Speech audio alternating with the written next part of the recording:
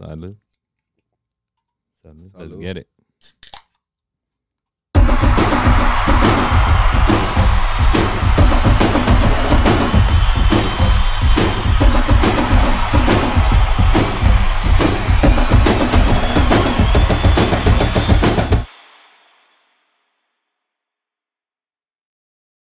Vámonos, mi César. Vámonos, Omar. ¿Qué onda? Bien, bien. Abriendo una frillita para este calorcito. It's hot out. Yeah, it is. South Bay is hot. It's supposed to cool off later in the week, so that's what I'm excited for now that I'm in the South Bay. Y aquí ando sufriendo igual que ustedes, ¿no? Sudando la gota gorda, como dicen. For real. Por eso tocaba ir a agarrar una fría, una modelito. Ahorita que andamos muy cansaditos, Andamos ¿no? cansaditos. Pero yeah, I mean, it's been hot, I feel like, the past week.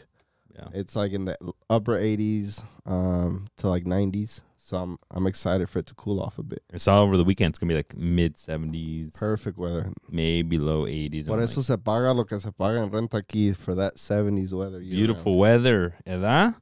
Well, welcome back, folks, to episode 114 of Golsided.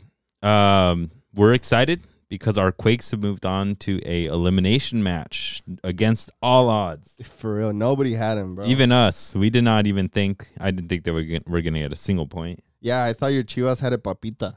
Yeah. We'll go over how not papita it was in a bit. I'll face that music. But yeah, folks, we'll talk about the Olympics that are going on right now. We'll talk about Leagues Cup that is going on. Actually, the first round of the knockout round is about to start shortly with LAFC versus Vancouver. No, LAFC Austin. Yes. And then Vancouver versus Pumas. La UNAM. Sí, no son estudiantes, ¿verdad? Son estudiantes. I mean, pues sí. Pero los estudiantes tecos, ¿no? Yeah. But yeah, that plus, yeah, like we said, Olympics men's and women's going on. And we'll bring it on home with some transfers and some games to watch. Hell yeah. Vámonos a chingarle. Vámonos. That's it. All right, folks, let's kick it on off with a little bit of top news. Right after their elimination, the French national team on the women's side, Hervé Renard, the famous Hervé Renard, one of the most sought-after coaches, after mainly a social media blowing up when he was the Saudi Arabia national team coach, where he willed them to beat Argentina after an amazing halftime talk. Yeah. Went viral. Had a bunch of offers, but instead went to the women's national team in France, and they exited out early while they were anfitriones, and he stepped down as the French national team coach. Resigned, no? Yeah, he resigned. He was like, Olympics are in Paris. Like, I should have brought him closer to that gold medal, you know, deeper in the tournament. But yeah, they got eliminated by Brazil 1-0. And Brazil are now in the final, so you can say there's maybe a silver lining there. Yeah. I mean, kudos to Brazil, right? But the big rumor, should the U.S. men's national team hire him? I think, I don't know, let me know your thoughts in a sec, but like, to me, it sounds like he's much more possible for like a U.S. team versus like getting a men's senior squad. I don't see him really going to the France national team. I don't see him going to any of the top national teams in Europe. But do you think he's a good choice for the U.S.? Yeah, I think he's a good choice. I don't think it's the ideal or what they're expecting for choice, because the U.S., like we've mentioned before, they should be looking for someone who's been at Champions League, who's been at the World Cup stage where they've gone deep, to kind of take U.S. to that next step. But I think Hervé Renard has showed that, you know, he has passion within himself, and he's taking quote-unquote underdog teams to exceed expectations in World Cup tournaments, or even when he was manager of Morocco and Ivory Coast in Africa, he took them to win the CAF, the African Nations Cup that they have. So he's won, just not, you know, at the stages that you'd expect someone, you know, for that U.S. men's national team job. I mean, those are good enough from a national team level. They're better than Greg Berhalter or like anybody else. Yeah, I mean, even Bob Bradley. I mean, outside of the U.S., like and like the domestic league, I mean, he kind of failed with Egypt when he went over there. So I mean, if I took the devil's advocate, like, I think what he's done with his national teams, plus just the amount of passion and the willing to experiment and to just try different things and he's honestly a pretty good tactician. Like, I mean, you can hate him all you want for losing early for France, but I mean, we saw what he did with Saudi Arabia, figuring out a way to win with limited talented players. Yeah. I think he would be definitely steps up above Greg Berhalter, whether he's the most optimal choice, like over like a, I don't know, like a Mourinho, or like when they reached out to Klopp. Yeah. Is this equivalent to Klopp? Of course not. Nowhere near that, right? But is it better than a lot of the candidates that we're hearing from the U.S.? Definitely. Yeah, definitely. And I feel like not a lot of managers around the world at the international stage want to necessarily take that or are jumping at the job, the U.S. men's national team job. Yeah. Like, it always just seems like very limited pool and mainly MLS coaches that are hoping for that job. Yeah, like we're hearing like, oh, it's between what's his name from Steve Cherundolo from LAFC or like Wilfred Nancy. Yeah. Right. And you're just like, okay, like maybe I could see it. I could see them doing well, but like, how is that any better than Berhalter, who did somewhat well with Columbus when he was there, had a little stint in Europe, didn't do anything there. I understand these guys are winning and winning and winning, but LAFC is a super squad. Is he really? I haven't seen Cherundolo tested really. Wilfred Nancy seems like an amazing tactician with the players that he has at Columbus. So I would probably lean that way, but does he want it? Does he want it? And can you get any better outside of here? We've been talking about it here. Like, it would be great for a change of pace, bring in some international coach that brings in that DNA to the U.S. men's national team to interviews. Yeah. Right? If imagine, like, you know, the Zlatan vibe that he brought to MLS, where he's just like, bro, what's going on here? What's all this MLS thing? Yeah. Like, let's be like greater than MLS, like international soccer. Yeah, and it also goes along with, like, you want to be recognized at an international level coming from, like, the U.S. men's national team.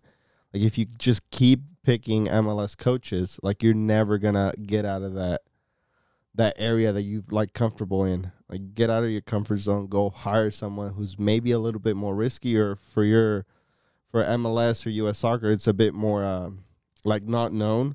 Go for them and see how that goes. It is a golden generation, so it is a big responsibility to pick the right coach. But I think there's no way you should go for MLS coaches. Yeah, the one rumored coach outside of MLS is Pellegrino Matarazzo, who we've talked about here. Gives an Italian vibe with that name, but he is American. He is the coach at Hoffenheim, which we've talked about. They were really, really close to getting relegated in the Bundesliga. I saved them. And he's been apparently reached out to. Yeah, I think that would be a good idea. At least that he's been just Googling his name right now. He's already turned it down. Oh, he said no? Yeah, he's Hijo de su madre. Turns down U.S. men's national team job is to remain at Hoffenheim. ¿Que no tienes respeto? Amor a tu camiseta? Es lo que te digo. It's like they're not jumping at this job opportunity. Oh, my God. I mean, like, U.S. either is doing something wrong in terms of, like, contract package, or it's just not, like, attractive to come here. Well, we've heard how much of a nightmare the federation is.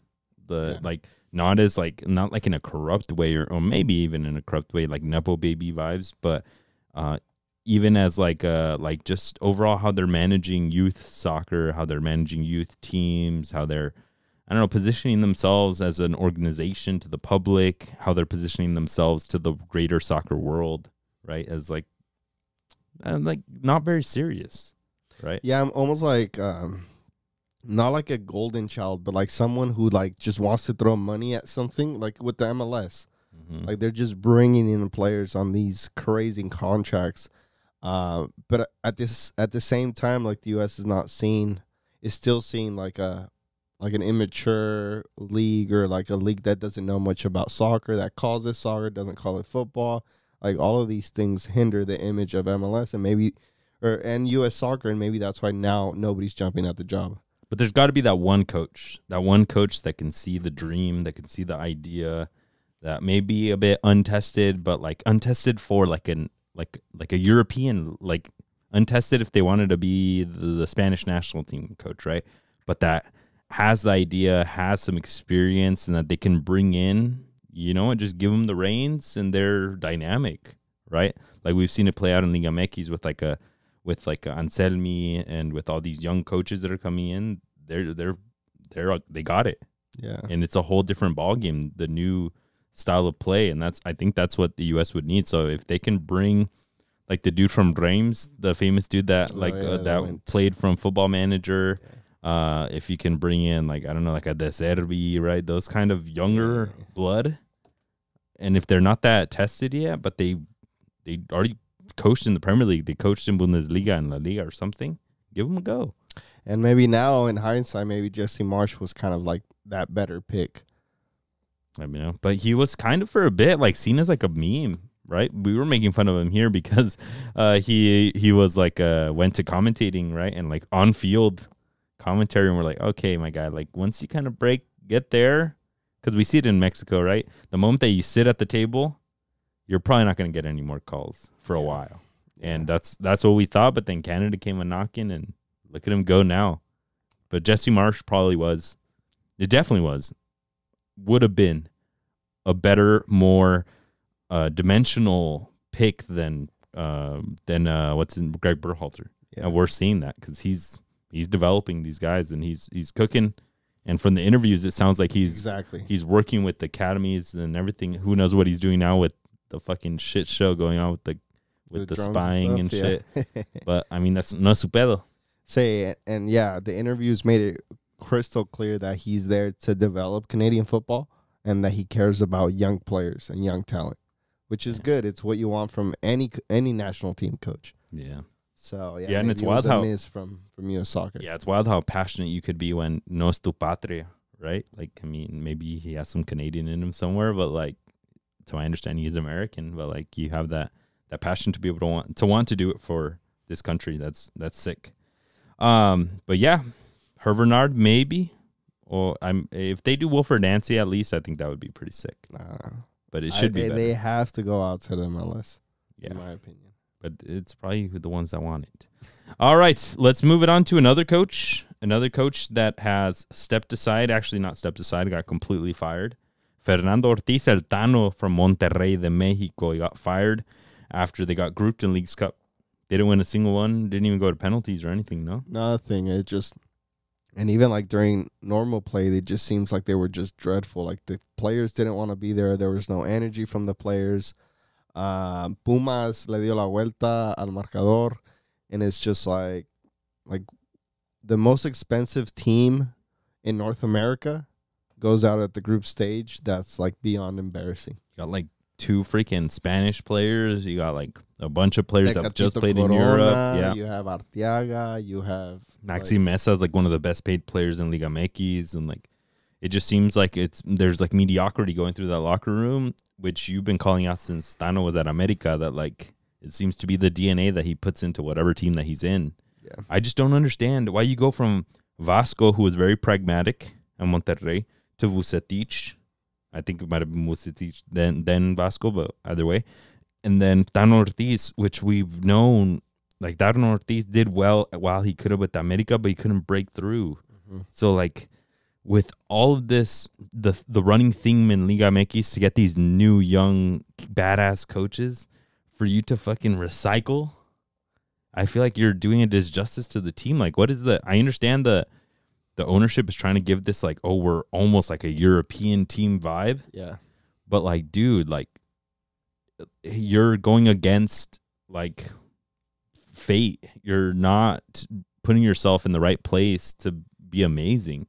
Imagine if they would have pulled like an Anselmi with the quality of players that they have.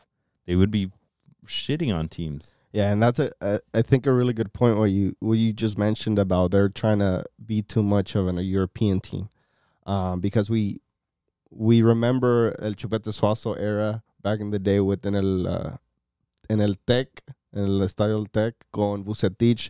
They were like a completely different Monterrey, la pandilla del Monterrey, you know. More like a comunidad or like El Barrio type of vibes, and now you see more like, oh, es el Monterrey, el Gigante de Acero. It's more like preppy, Los Fresitas. Like, so the vibes are completely different. And I think my question that I had on here was like, is it la directiva and the players they want to bring in and the culture in a sense, or is it more of like el técnico siendo el Tano que no pudo with the type of players that he had? Yeah, I mean, I think it's a combination of both things, because I've been critical of some of the players coming in. Like Oliver Torres is the most randomest pick from La Liga to come. Yeah. You have gotten a bit of an like a younger, more dynamic mid than almost a 30-year-old, like kind of like pure mid que no te da ni aquí ni allá. Like, I think they, with the money that they had to spend, even though they got him on free, they probably could have gotten something better. And even with the Canales connection, like bring freaking, I don't know, the Luis Enrique, that dude, the Brazilian center mid from Betis or something. Bring more people from Betis or something.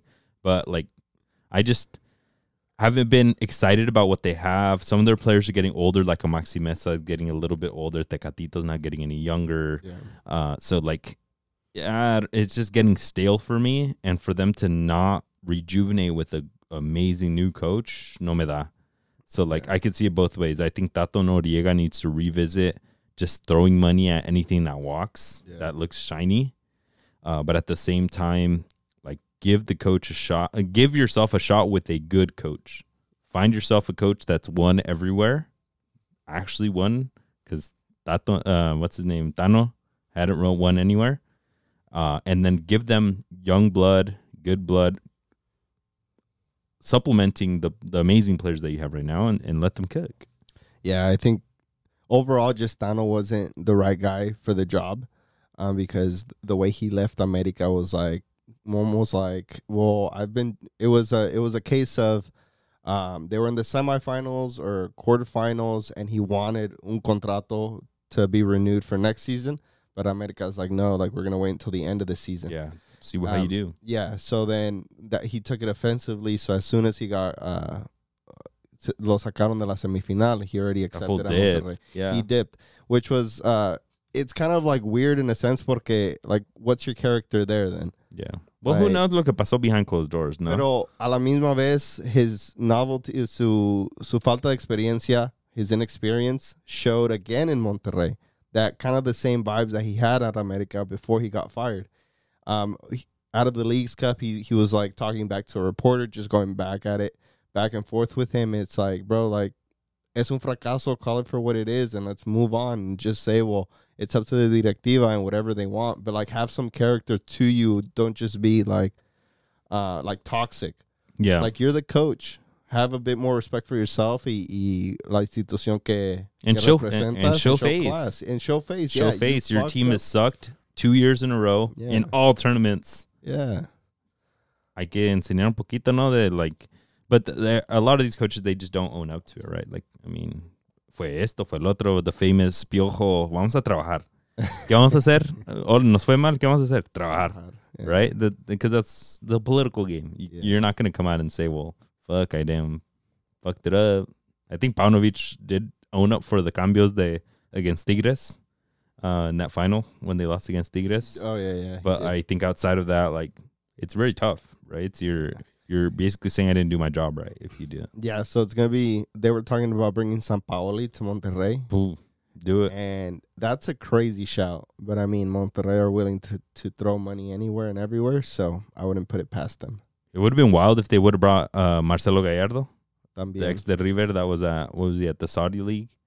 Yep, he was. Because he couldn't, the rumor was that he couldn't break through to Europe. He wanted a big team or nothing because he had the big name from River that he could, whatever team el que le pongan, he would do well. Mm-hmm. But he couldn't, so he took the big money instead. But now I think he's back at River. He just got announced back because they weren't doing super hot. But that would have been dope for.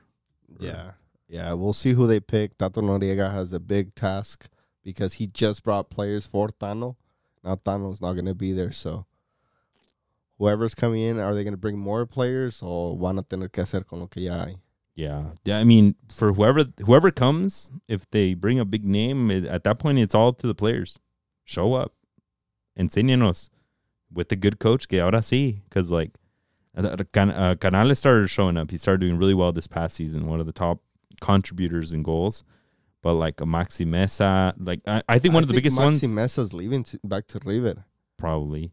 But one of the biggest ones, Brandon Vasquez, has come in and he's been struggling to break through, so much so that Robert De La Rosa is starting over him. Yeah. A dude on loan from Pachuca starting over your humongous signing from Cincinnati right here. Jeez. So, yeah, we're doing process of elimination here to figure out los síntomas del Monterrey. Ya corrieron al Tano. New baller coach needs to be put in. La receta del doctor. And then if you still suck, come on, jugadores. No más no. Yeah, and it'll be good for the players shaking up the locker room and saying it's a clean slate. Whoever wants to start position has to work for it. And it's wild to think about, but no le veo cupo a ninguno de los Mexican coaches. No, none of them are in the running for the... No lo veo, and I don't think they should. Monterrey job, yeah. I also don't think any of the recent Liga MX coaches, like nobody is, in my opinion, a free agent right now. Ex team in Liga MX that I would say, oh, bring him like they brought Tano, right? But ¿quién? Dime quién other than El Piojo Herrera. That's what I'm saying. None of them. I mean, who jumps? I mean, Tuca Ferretti. Dude, man's I wouldn't see fine. him. La Volpe. No, he's doing. He's too That's what I'm old. saying. All these fools, they're just going to TV, but like I don't. No le veo de dónde. Jaime Lozano. No, he shouldn't. Tampoco. For himself, it might be good. There's But no for way for Monterrey, I don't think that's your solution. No. But I can see it happening though, because it's the big name, right? He just got out of the national team. Vente pa acá. He just lost. Almost like a Diego Coca in reverse, right? They stole him from Tigres for the national team. Now this time, vente pa acá. Dude, maybe. I don't know. I don't think it'll be good for either party. I think for him, he might get good numbers in the season just with the players that he has. He might look good. But then we know in elimination matches in Liga MX, you have to give that little extra. But that's the thing. It's like... You have to give that little extra because Tano couldn't do it. So you have to give that extra with the same players. La táctica para cómo ganar. And I don't know if Jimmy can. Pues sí, pero if I'm Jimmy Lozano, I just got kicked out of the Selección Nacional because I wasn't quote-unquote good enough. My cuerpo técnico wasn't quote-unquote good enough. Yeah. What do you do then from there? Go to the... I would go and figure out a way to get a team in the lower divisions in Europe somewhere. That'd be baller. Because if you just go back into like the pool, te vas a perder ahí. Because Liga MX is toxic in a way. It's toxic, but for Jimmy, it would be... I think, in my opinion, it's an amazing deal to go coach Monterrey, to go coach a team that's ready, sin coach. Tienen que ganarle al 90% de la liga. Tienen que, con los jugadores. That's where, if I'm Jimmy and I got told I'm not good enough for la selección, I'm not going to go to Querétaro. I'm not going to go to Necaxa. I'm not going, which he coached both of those, funnily enough. Yeah. I would go back to the team that doesn't lose, even if they're on autopilot. So I look good, and then ahí la hallo. But then he's going to get exposed. He's going to get exposed just like Tano if they make it to playoffs. And he can't make them win. High risk, high reward. High risk, high reward. Monterrey, porque también si ganas, puedes decir, Iren, yo hice en Monterrey lo que Javier Aguirre no pudo. Javier Aguirre no pudo. El Tano no, extranjeros no pudieron. The OG coaches with Setich and Aguirre no pudieron. Yeah. But the vibe that he gave me with that tour that he did in Europe, where he went and met all the coaches. Oh, Guardiola, te doy la mano. Like, aquí me siento con los maestros in the whiteboard, you know. It gives me the vibe like maybe he would take a lower division role in somewhere in Europe. But he should, in my opinion. That's what I would do. Go to Netherlands and go coach Utrecht or something. Jeez, with Tyler Booth. That's true. That would be sick, but no lo veo. No lo veo en sus cartas. Damn. All right, folks, let's kick it on then to Leagues Cup. Cálmate, Guate Mercado. You see that? You see that? Leagues Cup. I have to face the news because the biggest news is that there was a little team that got eliminated. Little team, let's go, chicos. Have you seen those equipos chicos? Let's go. Have you seen that equipos chicos? There's somebody was like at a fucking Office Depot in Mexico, and they had cuadernos with the Chivas logo, and it said cuadros chicos, and I was dying. The but script writes itself. no, yeah, Chivas eliminated. We weren't able to go to the Chivas versus Earthquakes game, but they tied, and then they went to penalties, and then they lost. Kate Cowell la voló. We talked about it here. And then they play against LA Galaxy. They were up, then they got tied, then they were down, and then Kid Cow con la cabeza. Yeah, Lanmoso scored the first one, and it looked like they were good. Yeah, los 3 minutos, Paint still on the most freaking drawing board goal ever. What did you say in the Discord? I said it was a copy-paste from the San Jose Earthquakes against LA Galaxy. Yeah, but what did you say también? Agarren a Puch y se acaba LA.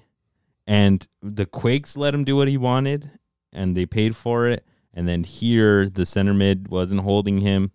He does a good cross to the other side, amazing cross back in, and nobody's watching their man. Like, they're just ball watching. Yeah.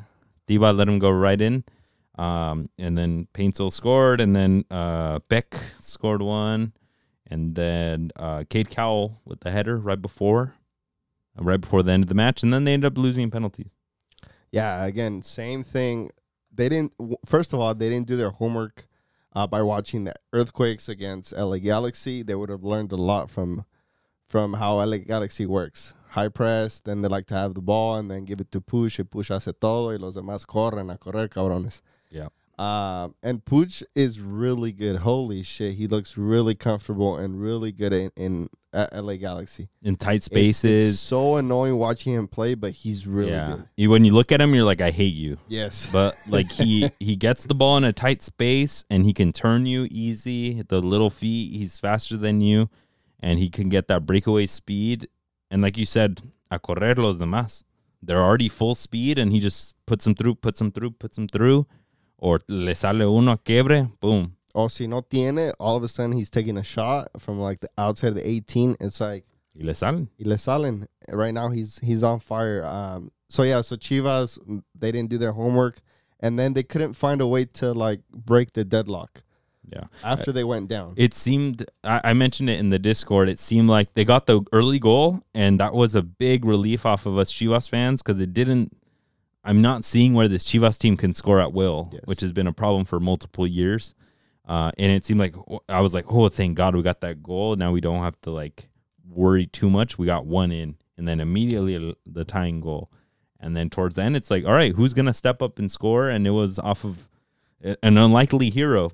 Mateo Chavez cross in, which is kind of desperation, him going up with the ball. A really good cross in, which he does a lot. Shout out to him, killing it lately. And then Cade Cowell with the header, which is not something he always does. At first post. Yes. With a nice curl to it that beats the keeper's post. Yeah. Like vintage Liga MX goal. Yeah. Because Chivas had been crossing a lot on that right side with Alan Mozo, and like there was nobody trying to header that ball. And even before Cade Cowell's goal, I was telling my little brother Alexis, I was like, bro, like they just keep crossing and like nobody's there. Like I don't know why they don't switch it up. And like literally 5 minutes later, it's a different type of cross. It's from the left side, short to the first post that nobody expected, even the goalie, because the goalie had an amazing. I don't think even Cade Cowell expected it. Yeah, I see the. It seemed like he was just standing in that area. Y le cayó. And it was a good goal. And the goalie didn't expect it. He had an amazing game. The Galaxy, the Croatian or Eastern European fella. But yeah, it just didn't seem like Chivas had 22-year-old any way of scoring. Yeah, I mean, in typical Chivas fashion, they found a way to score however they could. They got the tie, and then it really came down to just win it in penalties against the Quakes. The big names, Piojo and Cade Cowell missed.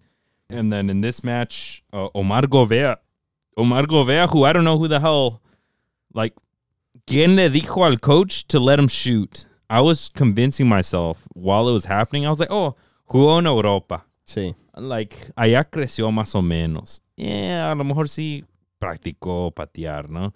No manches, güey. Yeah. He missed his penalty. And then El Tiva, at that point, like, it just doesn't feel like the momentum's on your side. Galaxy had scored all theirs except for Fagundez's, but the Chivas was honestly against the wall. They had to score it to keep it going. and el Tiva hits it como tu tío le tira, güey, nomás al puro chingadazo a donde salga. Sí. And the keeper got it. Yeah, and it goes back, for me, it goes back to Push. It goes back to him because he's playing with so much confidence that he lets everybody else feed off of that confidence. And Chivas were just seemed overshadowed by the stage they were on. It's like Omar Govea came in towards the end of the game in a very, I don't even know what was the idea behind that sub. And you can tell that he wasn't ready for it. Yeah, you didn't. That penalty. You didn't need, like the overall transfer of Omar Govea, you did not need a pure defensive mid, and they put him in for Nene Beltran. That was the worst thing. I was livid about that. Like, what is the reason to bring him in? Let me find. Yeah, Omar Govea for Nene Beltran at the 87. ¿De qué? Like, it's penalties. Do you not trust Nene? Dude. He's a great player. Like, there's 3+ extra time. I don't know what the hell Omar Govea does in practice that he doesn't miss a single penalty. But Nene's been in this institution. I'm sure I've seen him kick plenty of penalties. Like, do you not give him a shot? Like, no le hallo la idea. But it is what it is. Y así quedaron fuera. ¿Y si es fracaso, Omar? Es fracaso. Even though Gago said no, right? You heard that? Yeah. Gago seemed a little bit upset that they asked him que es un fracaso. And then he's like, yo he jugado en Champions League. Todos los equipos del mundo. He ganado todo. Which he hasn't, by the way. He didn't win Champions. I don't think he said he won everything, but he said he's played like everywhere. He's played in this one, this one, this one. And he said he's been injured and still recovered. Que se rompió los ligamentos 6 veces or some shit. Some shit like that. And it's like, okay, cabrón, pero. And he's like, it was a good point. At the end of it, he's like, ¿Y mi carrera fue un fracaso? And I was like, nobody's saying that. They're saying you just lost. Yeah. Was that a fracaso? Which is what we're saying. Like, sometimes the coach just be eating their word. They, like, nomás por no decirlo, no lo dicen. Y Alvarito Morales had a field day with him. Bro, I don't even watch that fool anymore, in all honesty. That was jokes. He's jokes. He's compadres with a bunch of the fools that are on there that he always has beef with. Yeah. So I'm like, okay, it's pa show. Because outside of this, they're cool. Ferretti, before he even joined, while he was a coach, he would invite him over to his house for carne asadas and stuff. So I'm like, okay, puro show. Yeah. But no, pero de todos modos, hey, Gago, es un fracaso, and let's move on. Es un fracaso, let's move on. Show some class. Di que vas a trabajar en esto. Y se tiene que preparar for the next Leagues Cup, porque... No mames, en Leagues 3 years in a row, para el if you próximo guys do pinche it, partido. That'd be wild. Not even. I mean, I don't give a fuck about Leagues Cup, dog. Like, don't let this thing bleed into. Don't let this thing bleed into the season. How are you gonna tell me that you don't don't let this care bleed into the season about Leagues Cup when you just lost? Nobody to cares about Wooden this. Spoon candidate. Nobody the cares. Earthquakes. Nobody cares about this. What I don't want to happen is for this to. What I don't want this to happen is for this to bleed into La Liga, which it did. Chico. No, es equipo chico, güey. Chico, porque no te importa que you guys got eliminated last year. Yes, and I was livid. And I was livid, and I was saying, yeah, you were pissed. Jardinet out, like, chinguen a su madre todos. It's like, the bare minimum should be get out of the group stage. Yeah, it should be. But bare minimum for every Liga MX team other than Querétaro, Mazatlán, Juárez, all these. Catching strays. But, I mean, if you're Monterrey, Tigres, Cruz Azul, Chivas, you should be there. Pues sí. So, fracaso. Yeah, for sure, fracaso. Pero, güey, cuando empieza la pinche liga otra vez, nomás que empieza a perder allá. Eso sí. Ya que te queda. Because the way that I'm coming at it is like a Mauri, right? A Mauri is like, yeah, this shit was bad. Like, bro, what's going on? But you're going to tell me that. Pero lo pierden en la liga, empiezan a perder, like it's leaking into la liga, and then I'm like, hey. But you're going to tell me that Vergara Sr. would allow this shit to happen? Or would he be livid? That full international tournaments were fucking acá arriba. But this ¿De dónde vienen? This is not even international, bro. This is fucking basically national. It's your image, cabrón. I know it's the image, but like, es lo cabrón también. Like, there needs to be repercussions. That le dice, hey, wait, now you're on a short rope. You're on a tight rope. Ya de aquí para afuera empieza la liga. La liga empieza a ganar, güey. We make top 4. That's the goal for the season. Right? You can't be getting eliminated in tournament. Last season, you didn't do too hot. No acabaste bien. And then this season, you get knocked out of top 4. Like, you're not in top 4. We're not going up. Yeah. Vamos para abajo. Pero sí, es la vida de un chivista, cabrón. No mames, duele.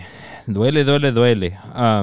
But some of the other teams are doing good. Not the majority of Liga MX. A good amount of them got eliminated, and their record is worse than MLS. But some of the surprising teams, Necaxa.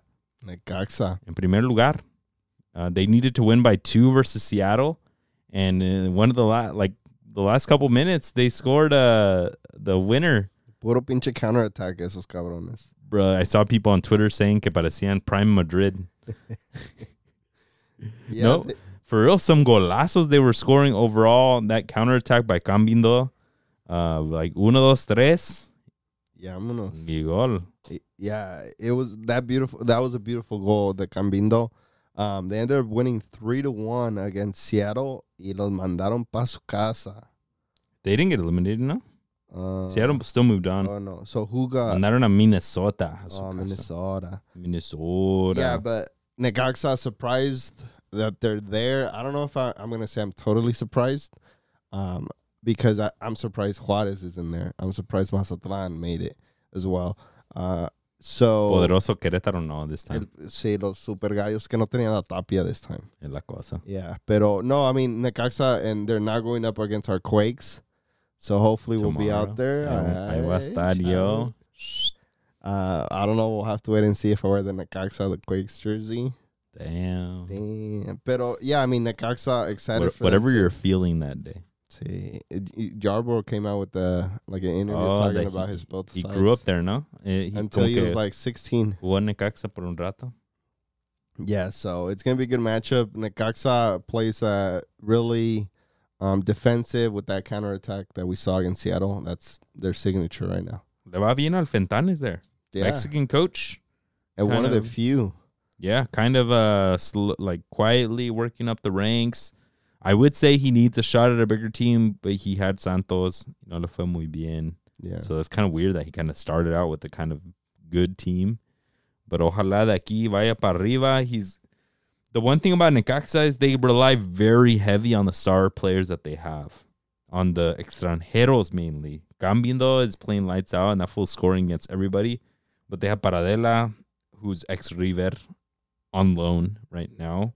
Who had a brace of assists, and then Palavecino, who just came on a transfer from River on a loan as well.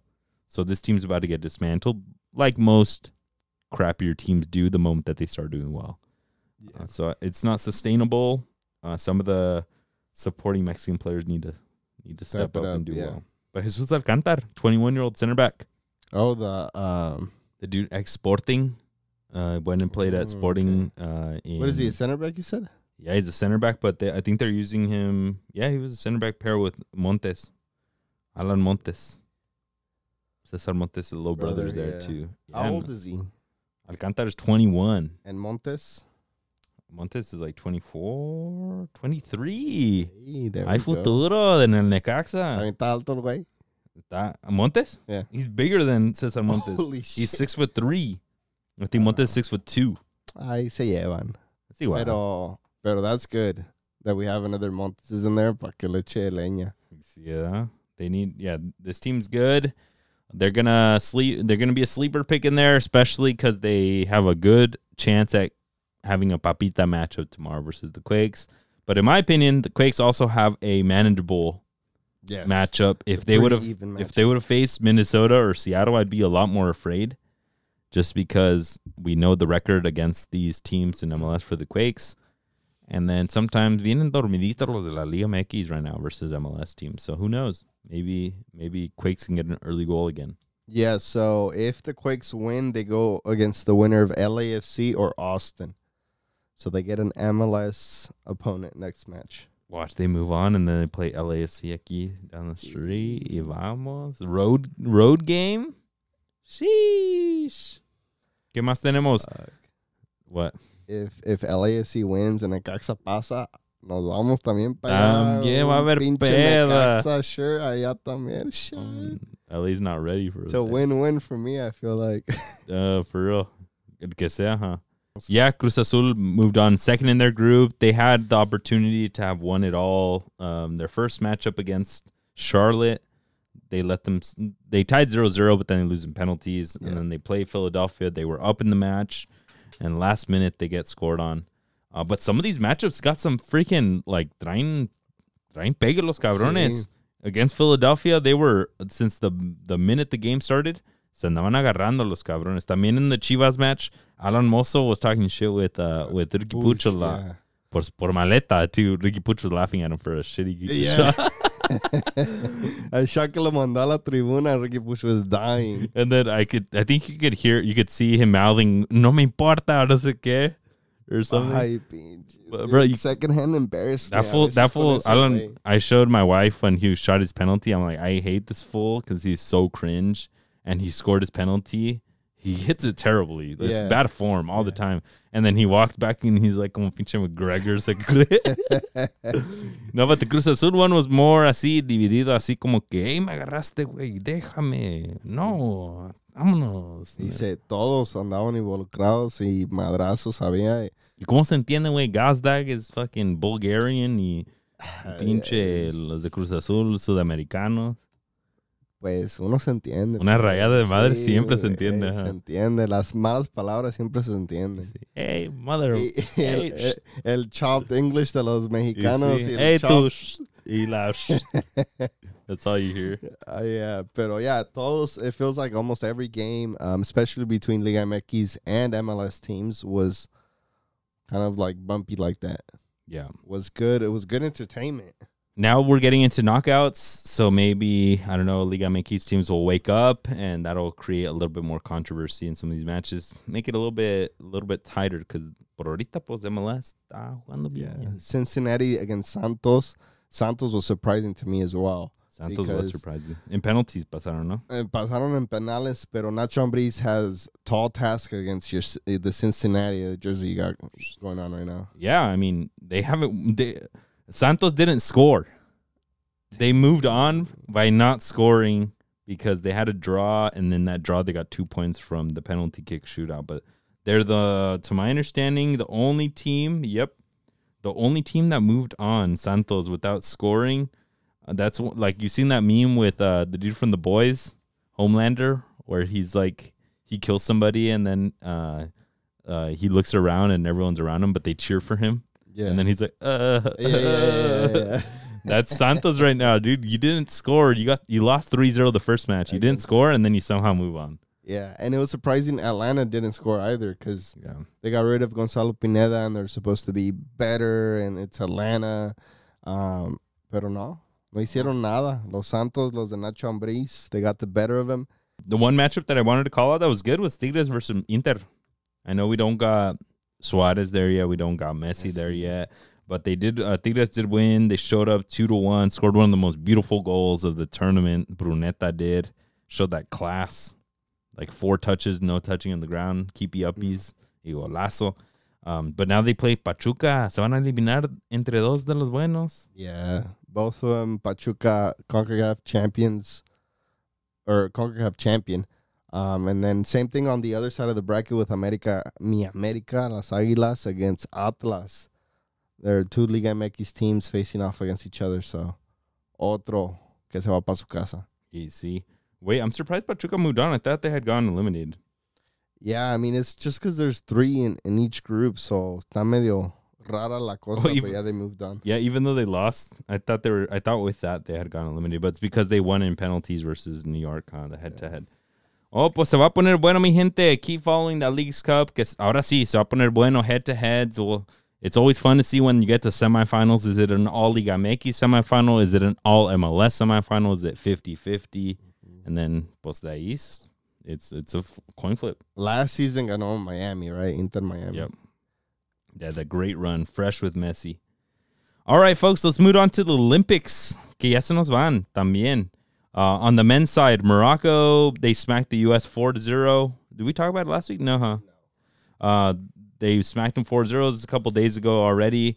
Les dieron en la madre. Holy shit. I remember talking about it last week in the last episode saying, it's gonna be a good match. That was the day before. Even. That was the day before, and you said that the US was gonna win. Yeah.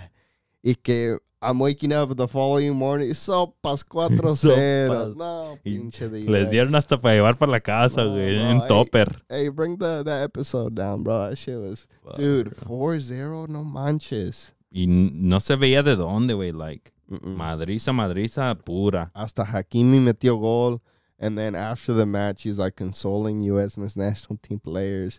I even feel bad for the U.S. men's national team. Imagine getting wrecked 4-0 y lo todavía vienen a consolarme. Déjame, cabrón. Como pinche león ahorita. Si ya estoy aquí. Ya, ¿qué más quieres? ¿Qué más quieres? ¿Qué más quieres? Tú no me ves. Ando dolido. Bro. So, yeah, it was pretty rough. But, yeah, Morocco moved on, and they played Spain. They played Spain. Semifinals. And then Spain had an amazing comeback, down 1-0 versus Morocco. It looked like Morocco had it off a penalty, no? The full scored the Morocco, and you see that shit talking with the keeper of the Spain. The keeper of the Spain is a backup to PSG, and he was doing some smack talking to the shooter, to the taker, who's the top goal scorer right now in the tournament. And then after he scored, le dio un bailecito así right in his face. And they had to separate him. Dude, love that competition, stuff. dog. Yeah, these keepers are getting mouthy right now. Yeah, especially with Martinez. Yeah, that fool's being leading bold like that. Yeah, he's leading a little. You had Jurado and the leagues kept doing the same thing. Oh, bro. If we can just quickly go back to that. Yeah, Jurado was telling him, "Ya te conozco." Ahí. I know you. Oh, yeah, in Go broken ahead. English. I was like, I know you. Right there. Y sí, y se la tapó. We love it. If you got the confidence, show it, dog.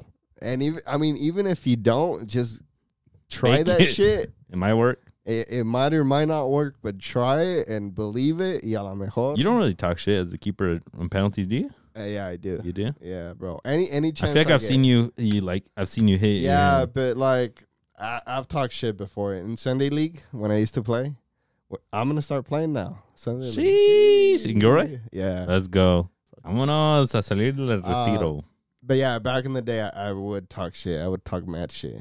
Damn. It's funny to see because sometimes it affects the players. Like when Dibu did it to what's his name, Yerry Mina. Yes. That fool, you could see it in his face that it was affecting him, even though he was like, te conozco, and he's like, no. And as a goalie, you can sense their nervousness. Yeah. Sometimes, most of the time, if you sense it, you're right. But like, there's a couple of times that you're not. But like, you just gotta press it and push them over the edge para que. You're like a shark, way con pinche sangre en el agua. You're like, smell bloody and tack it. Vámonos. But yeah, Spain moves on to the final. What's becoming a clásico on that side of the world against France, who France beat a Egypt squad that surprised all of us. They did. And even in that game where they played against France, they went up 1-0. Mm-hmm. They had like one or two chances in the whole game up to that point, and then they took it. Yeah. Up 1-0. Yeah, they passed as first in the group, surprisingly, by beating Spain. They got a favorable matchup against Paraguay, who was the South American champions, but they didn't seem to have too much at this tournament. They got through that. And my coworker of mine, shout out, mi tocayo Omar, he was saying initially, he's like, bro, they suck when they lost the first match. And he's like, we don't expect anything from them. He's Egyptian? Yeah. And he's like, we don't expect anything from them. Everybody locals, like, this is a failed generation. It's over. Coaches have quit because the players suck. And then when they lost against France, he's like, bro, now they're like national heroes back home. Jeez. They're like, damn, at least you guys made it this far. Now they got a guaranteed guaranteed bronze. No, that's only in boxing. Yeah. That they're gonna play against Morocco for bronze now. Yeah. Which, I mean, it's a good matchup because they're both African nations, so they know each other. Yeah, that's pretty cool. Yeah, and then going back a little bit, that France against Argentina was intense, and it ended up being 2-1 if I remember correctly. And then after the game, unos pinches madrazos que sentaron. ¿Sí se dieron en seco, güey? En seco, porque corrieron they were all in the middle, right? Yeah. After the final whistle, France wins, yada, yada, yada. And then they start going at it. No se vieron madrazos then. But then after, they kind of took it inside away from the cameras.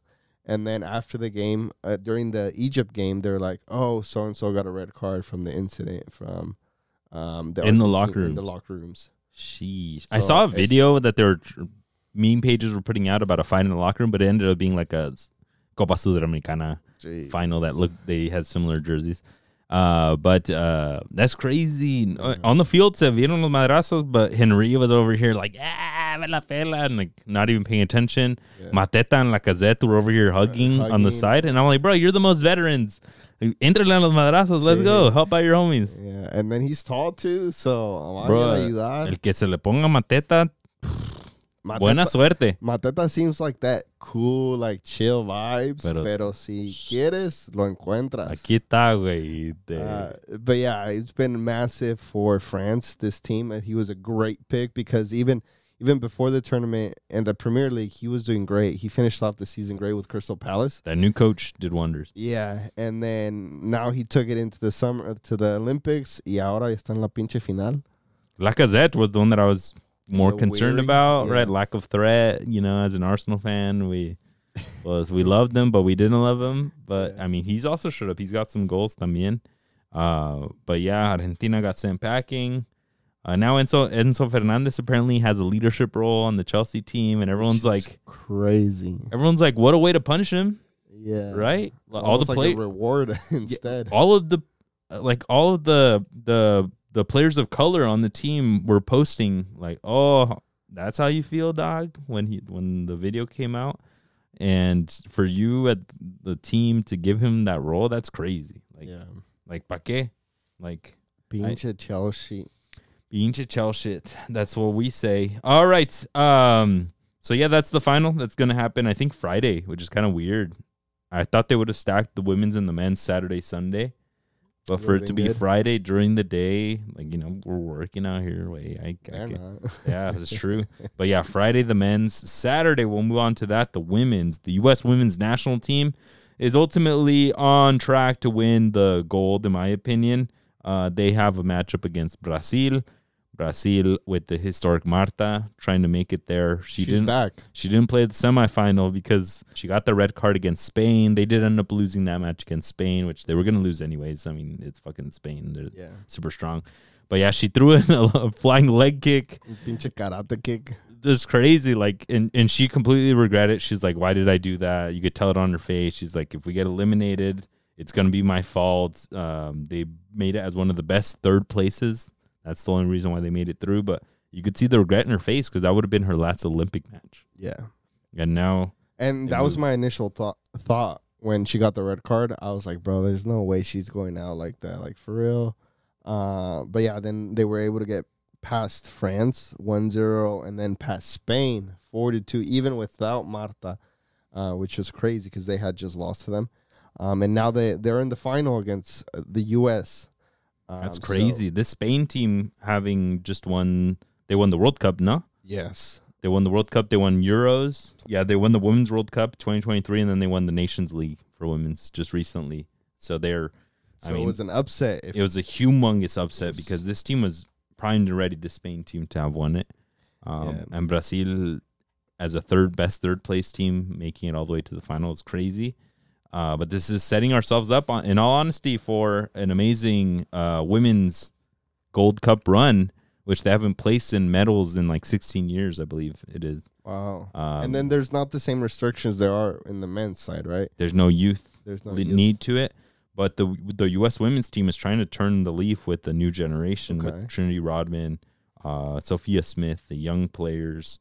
But they got a mix in there. They got Crystal Dunn, La Mayor, la de 32 años. So I really like this U.S. squad with the new coach, the ex-Chelsea coach. They're badass. Me gusta un chingo. Emma Hayes. I saw a video. She was going viral. They were having breakfast, and then she looks at Trinity Rodman's hands, and she's like, oh, do you need a new pedicure or a new manicure?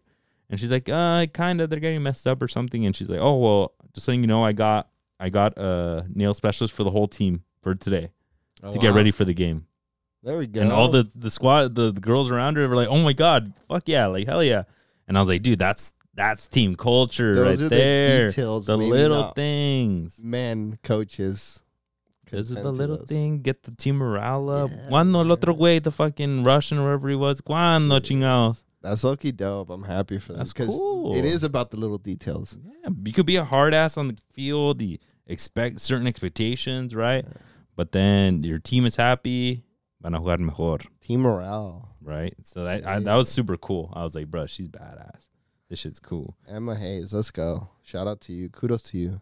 Kudos to her. But yes, the U.S. women's team on track to win a gold, hopefully. And that will be amazing for them and huge on the organization, who they've been getting called out, like that they've been sucking lately, that the rest of the world caught up to them. Correct.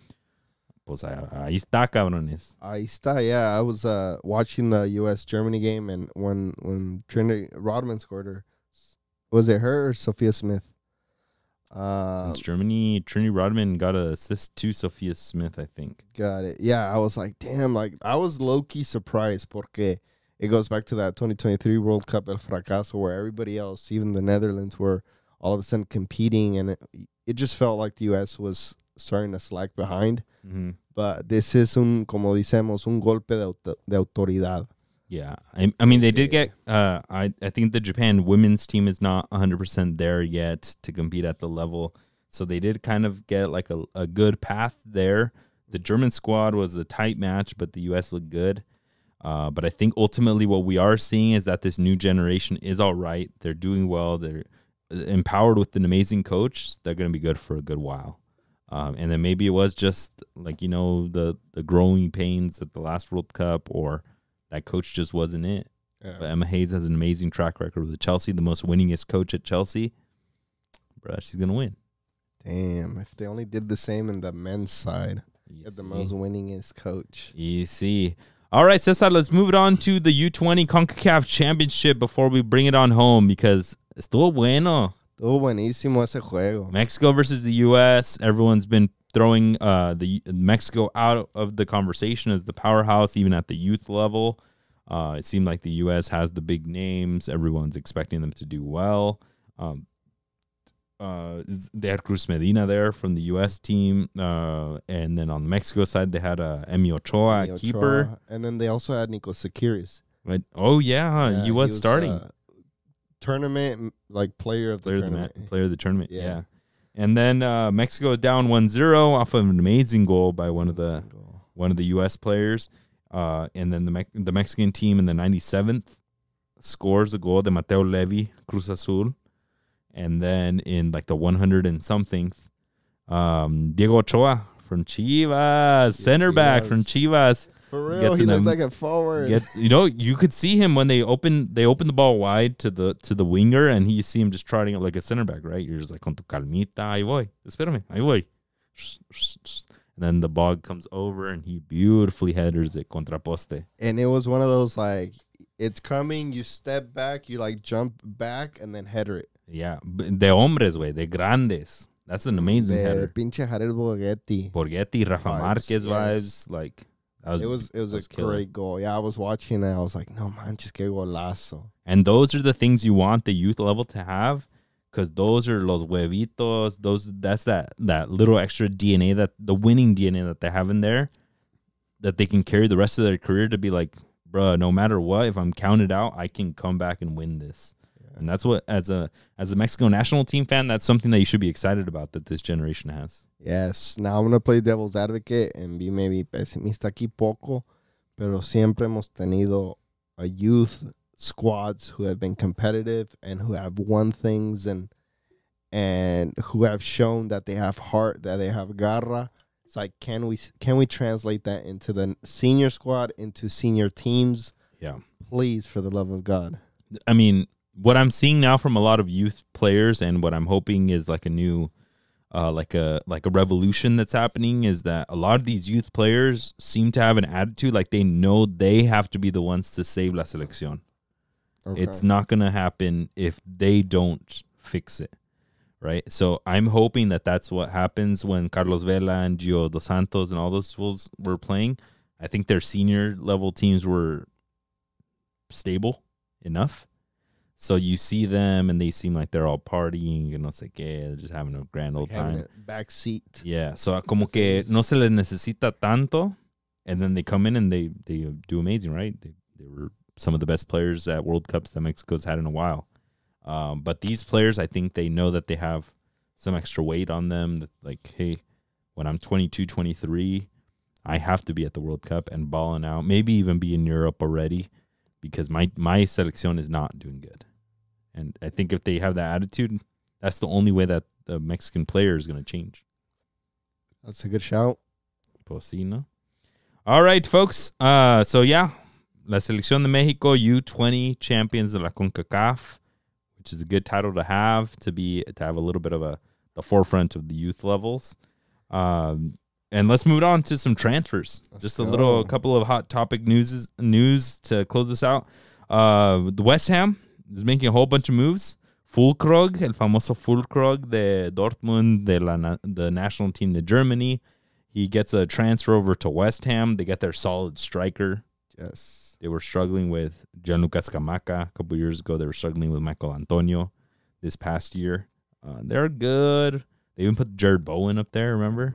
But injuries didn't help, especially Michael Antonio. He was out for a good part of the season. He's pretty inconsistent, too, even when he's not injured.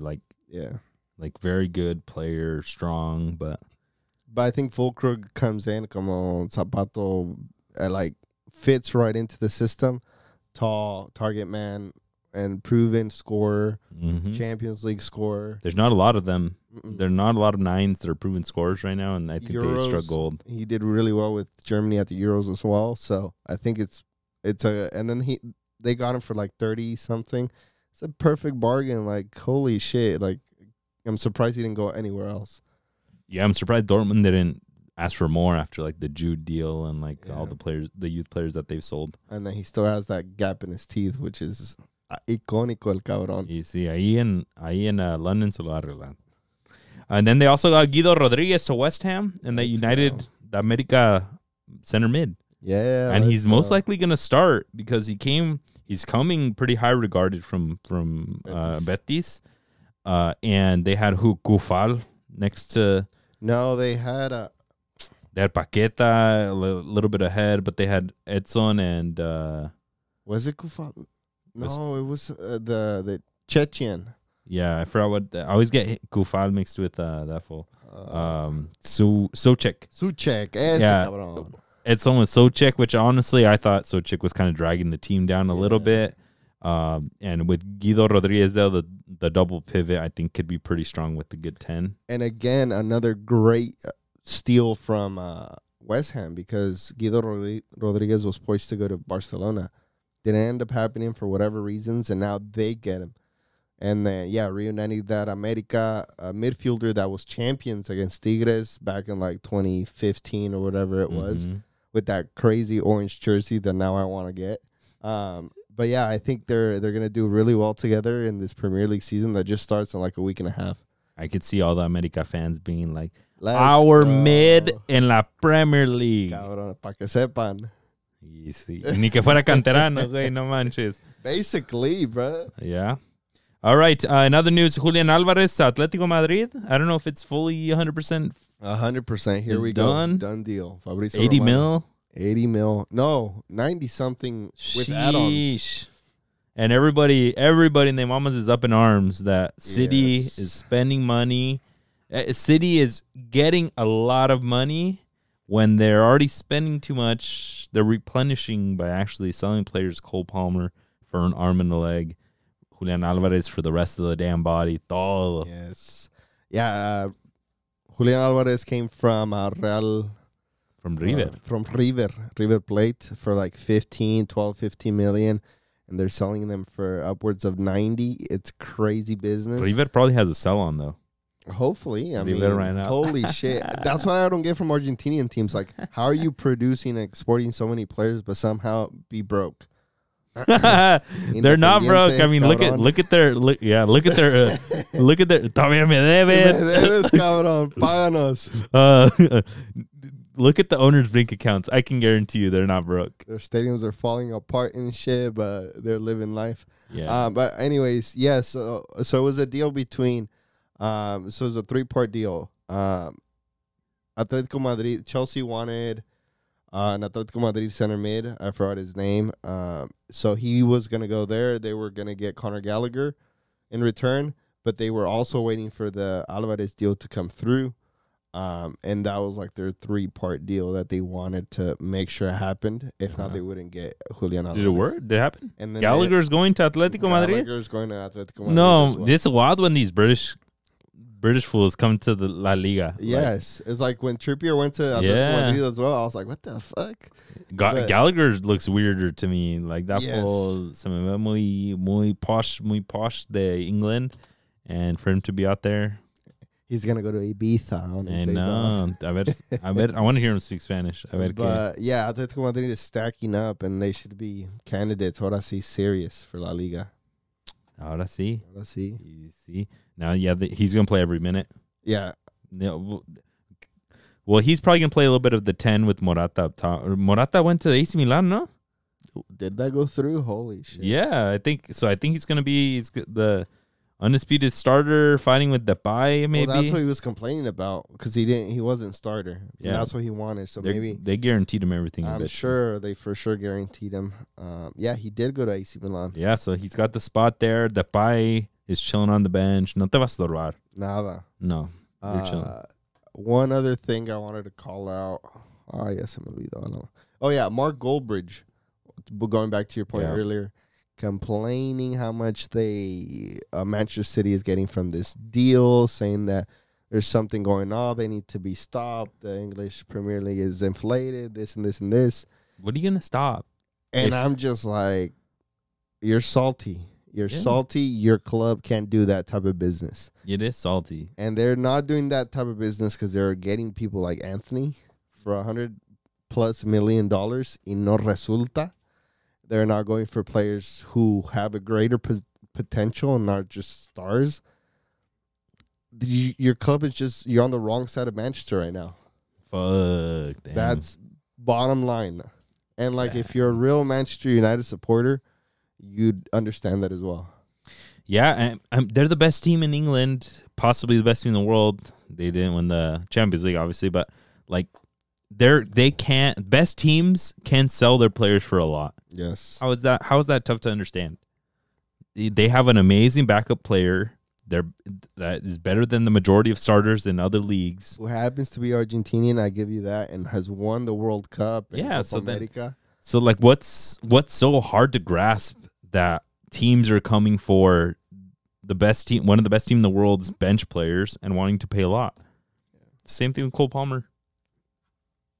They're going to do the same with like an Oscar Bob in a couple of years with what's that, Rico Lewis. If Rico Lewis goes to like a Barcelona or something, it's going to be for an arm and a leg también. Yeah.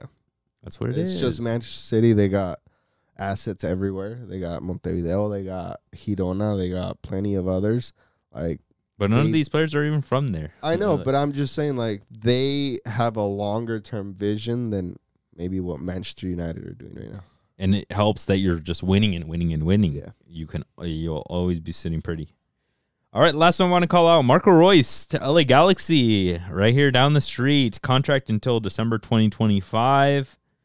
And they're getting stacked. Yeah. ¿Dónde cabe? Pues no sé, pero esos güeyes, they got plenty of players now. Yeah, I'm assuming he's going to play behind Puig. A little bit more in the mid. Or maybe he's coming off of the bench to give Puig some. No me lo van a traer para jugar de la banca. He has to play every minute. Marco Reus is going to play every single minute. I think he's going to play a little bit more in the mid. They might even do like a 2-8s. Okay. And then just have one pendejito que corre todo. Hey, tú no vas a atacar nada, le van a decir. But Puig already does that. He's already up and down the field, box to box. Trae el aire para bajar. So maybe it'll be, or maybe he'll drop a little bit, but like, you know, like one of these where like this fool is just running. Este way no sale. No mueve. No. Ahí. Because What if he just plays the false 9?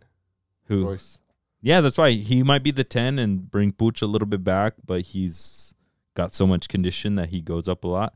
But the other mid, that fool no lo van a dejar mover. He's gonna be, hey, they're both gonna go attack. You have to stay and defend all times. Yeah, possibly. But yeah, LA Galaxy has to compete for MLS Cup. They have to be finalists. Si no, es como las Chivas, un retundo fracaso. Puta madre. I mean, I think they're in second place in the West, so I mean, they're ready. Yeah. Pero mis Quakes. Vamos mis Quakes. Ahora I'm proud of them right now. Ni en los sueños, güey, están buscando jugadores. Con que salieron del grupo. I don't think that they learned that transfer window's open until like they're almost closed, and then they're like, déjame mandar ese correo electrónico. No, they're not bringing. I have it in my drafts. Let me send that email out. Do you have any cheap players? Any free agents? Thank you. And they send it to like a freaking Querétaro in Mexico. Oh, it's crazy. No está bien la cosa, folks. All right, let's bring it on home, Cesar. I wanted to talk about Tottenham and Santi. Go for it. One other note I wanted to touch up on is Tottenham are pushing for Dominic Solanke deal from Bournemouth. So that means no Santi to Tottenham. Are we happy? Should we be happy, or are we sad he's not at the Prem? Why would Solanke want to go to Tottenham? I mean, they just need a 9. Pero no van a ganar. Payday. Yeah, para él es payday. Than being in it's payday. He knows he's not going to win. But no. He knows he's not going to win. So por eso pregunto. And it's a bigger club, which might get him to the national team. Oh, yeah. Right? True. We did call him out as a snub for the last World Cup. He should have gotten a shot. Why take Ivan Toney? He was suspended for forever. Llévate Solanke. Yeah. So maybe he wants that. Yeah, which even Dominic Solanke coming from Bournemouth, he didn't metió muchos goles last season. So maybe now that he's at a quote-unquote better club, now he gets that more exposure that you're talking about. For me, as an Arsenal fan, I'm very happy for Santi. Because we see the struggle for Tottenham players when they're struggling, when they're están desesperados this last season, doing well with Ange, and they're still just not winning anything. Not a cup, not any of the tournaments, not league for sure. They are getting better, but I would rather Santi have gone to like the AC Milan, but now they have Morata. Yeah. I think he does have to get out of the Dutch league. He has to take that next step up. He's gonna score a lot of goals in the Dutch league, and we're all just kind of getting honestly bored of the same shitty defending. Yeah. But it would have been dope to see him at Tottenham, but I wouldn't have loved rooting against him. Respectable. Let's see. Do you see this as bad? No. I'm in the same boat as you. I mean, si se dio bueno y si no, pues también. I think a lot of people saw his summer, and it sucked. Yeah. He did terrible with La Selección. Yeah, I kind of dragged him down, and now como que se fue quietly. Y ahora he's trying to turn it back on with Feyenoord, which he did over the weekend. Got a brace and an assist. They're both penalties. Yeah, they're both penalties. I'll give you that. But he was missing them. Now he's making both of them. So, yeah, maybe this season he'll pick it up. Maybe he'll go in the winter, but it's most likely that if he does leave, it'll be until next summer. Damn. Yeah. No, man, too late. Time's ticking. Bueno, it'll be 25 by then. 24, 25. Time is not on your side. All right, Cesar, let's get some games to watch. You ready? All right, Cesar, games to watch. Let's go. In the League's Cup, we got My America against Atlas at Snapdragon in San Diego. Our question is, how will America come out after only having friendlies since the League Cup started? They played Aston Villa. They won. They did. Killer through ball by El Gran 10, Alan Cervantes. Who I talk shit about here on our transfer episode. All right, I got the Women's Olympics final. U.S. Women's National Team versus Brazil. Can Marta pull off an upset in what's likely her final Olympics match? Maybe one of her final overall matches with La Selección de Brasil. On the men's side, in the Olympic final, we got France against Spain. Can Thierry Henry and Mateta bring home the gold for France? Or will this cap off a Spanish footy summer. Let's go. I got the Community Shield final. We're getting a little bit of Premier League back. Manchester City versus Manchester United. It's going to be a real big test. At this point, vienen todos fríos. Who's the most ready after the cash grab in the U.S.? Yeah. Talking about Premier League teams, we got Ipswich Town against Nice. We'll see how Ipswich fares against a League One side, remembering that Ipswich are newly promoted into the Prem, so they need these friendlies to get prepared and not have a season like Luton Town last year. Pobre Lutoncitos. Pobre Lutoncitos. Ya los vemos later in the third division. Lower division English footy starts this weekend. They got it going already. Newly promoted Wrexham in League One. They face off versus my Wycombe Wanderers. So we'll see if that Deadpool versus Wolverine money is flowing in yet. We'll see how strong they are against some tougher opponents. ¿Tú le vas a los Wycombe Wanderers? In lower? I had a homie from Wycombe. I have a jersey in my backpack right now. Oh shit! Dope. Yeah. But yeah, folks, thank you guys for joining. We hope you enjoyed that episode. Feel free to jump into our Discord, get shit popping off on there. We also have fantasy going on, Cesar. We got the budget league, which Cesar is kind of owning that piece to it. We have unlimited spots there. We're trying to get the pot as big as possible. We're going to be giving away a jersey. Let's just throw that in there. For the winner of it, we'll throw in a jersey. So reach out to us to get signed up there. Let's go. Pot is at about $200 right now. So we got like 6 or 7 homies in there. So let's get this bigger. Last season we had 25. We're trying to get more than that. And then, like we said, we'll throw in that jersey for the winner. Let's go. I have the draft side. Jump into the Discord to see all the smack talking in there. This one's ultra competitive, so we're trying to get really competitive there. We'll have our draft. Hopefully we put up the draft as an episode for the pod if we're funny enough. But yeah, follow us on social medias, folks. Please share us. We've been growing a lot lately. Share us with a friend. And we'll talk to you guys soon. Peace, everybody. Peace.